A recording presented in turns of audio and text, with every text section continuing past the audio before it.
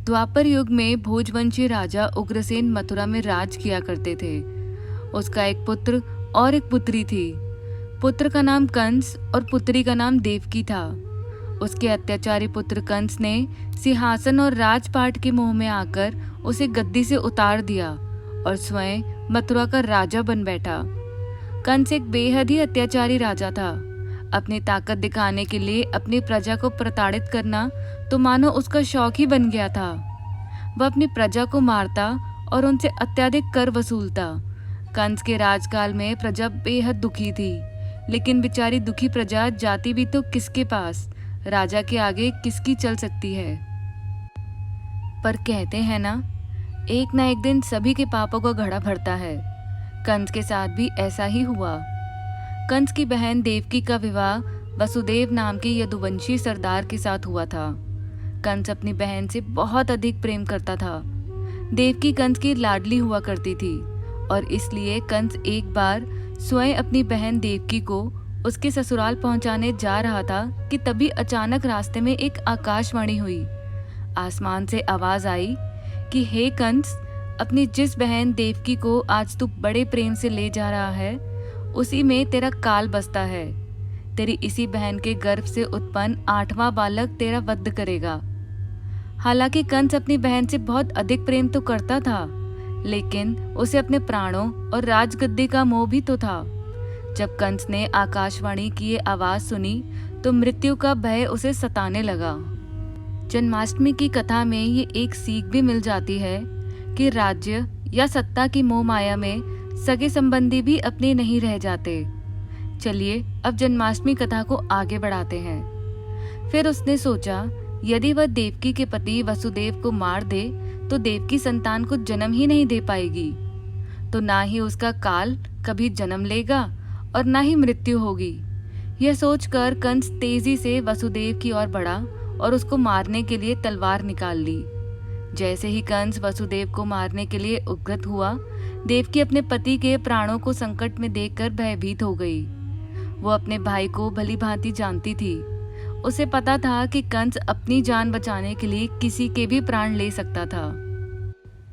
इसलिए देवकी ने अपने प्राण प्रिय पति की जान बचाने के लिए कंस से विनय पूर्वक कहा, मेरे गर्भ से जो भी संतान होगी उसे मैं तुम्हारे सामने ला दूंगी, फिर तुम उसका चाहे जो करना, लेकिन मेरे पति की मारने की जान बख्श दो।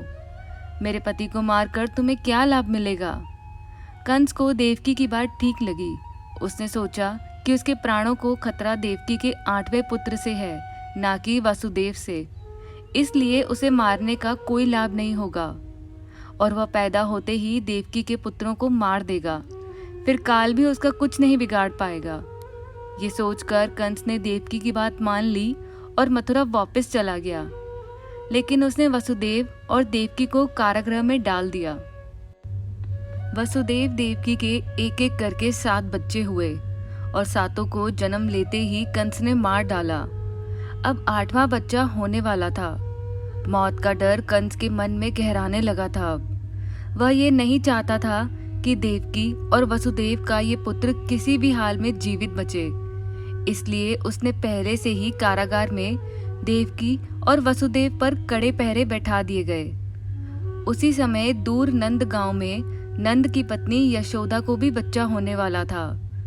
जिस समय वसुदेव और देवकी को पुत्र पैदा हुआ, उसी समय संयोग से यशोदा के गर्भ से एक कन्या का जन्म हुआ, जो और कुछ नहीं ईश्वर की ही रची हुई माया थी। कंस ने जिस कोठरी में देवकी और वसुदेव को कैद किया था, उसमें अचानक से एक प्रकाश उत्पन्न हुआ और उनके सामने शंख, चक्र, गदा, पद धारण किए चतुर्भुज भगवान प्रकट हुए। दोनों भगवान के चरणों में गिर पड़े। तब भगवान ने उनसे कहा, अब मैं पुनः नवजात शिशु का रूप धारण कर लेता हूँ। तुम मुझे इसी समय अपने मित्र नंद जी के घर वृंदावन में भेज आओ और उनके यहाँ जो कन्या जन्मी है उसे लाकर कंस के हवाले कर दो। इस समय वातावरण अनुकूल नहीं है, फिर भी तुम चिंता मत करो।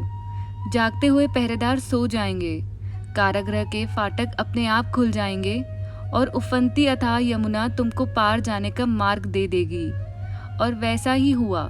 काल कोठरी के द्वार खुल गए और सभी पहरेदार सो गए।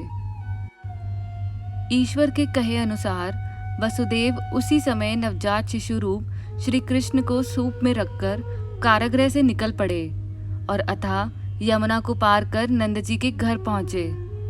वहां उन्होंने नवजात शिशु को यशोदा के साथ सुला दिया और कन्या को लेकर मथुरा आ गए। कारागृह के फाटक पूर्ववत बंद हो गए। अब कंस को सूचना मिली कि वसुदेव देवकी को बच्चा पैदा हुआ है।